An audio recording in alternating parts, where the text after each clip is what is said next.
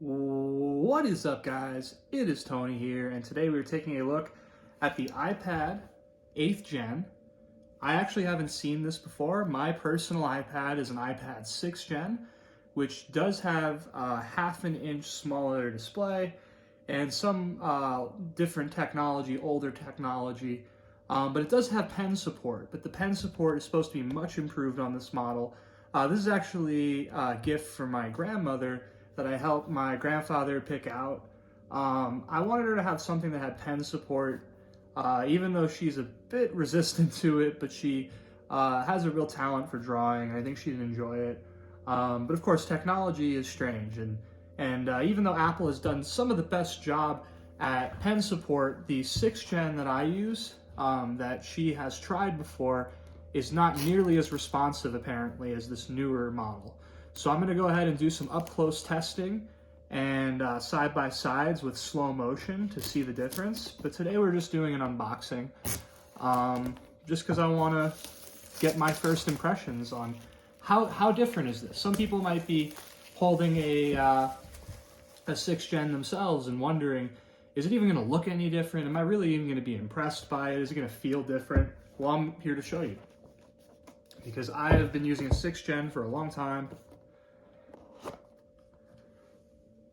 So right off the bat,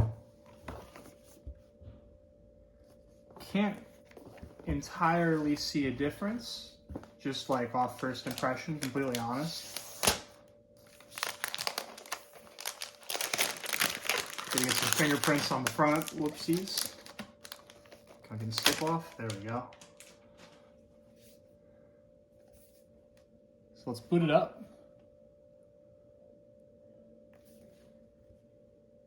Yeah, if I'm honest, the display does not look any bigger at all to my eye, but I will be able to spot more specifically what the difference is once we get them together. And the difference might actually serve a huge advantage. It all depends on which dimension has been increased. And if I had to guess, it looks like it's more wide. It looks like they've increased the vertical dimension slightly. And if that's what they've done, that is going to be nice for web browsing. And I think that's even going to be nice for drawing, because you're going to be able to have more room for your brushes with a wider space to draw. So I'm going to go ahead and log into my Wi-Fi and set this thing up.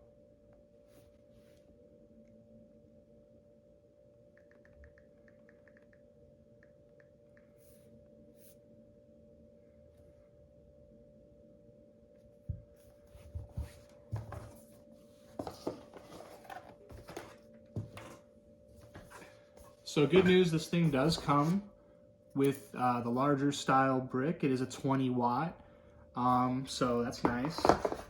And it looks like it is a USB-C to Lightning here that they give you.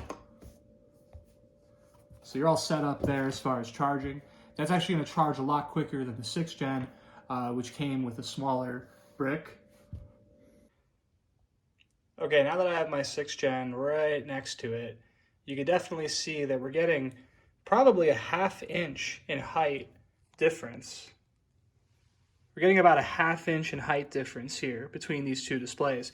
And that's gonna make this display a little bit wider, probably closer to a 16:10 aspect ratio, which is going to enable more wide content, which when it comes to drawing means that if you kind of look here, that ½ inch of display is going to be where all your brushes are, and it's going to feel like you have the full screen drawing experience while having your brushes kind of pushed off to the side on some extra display.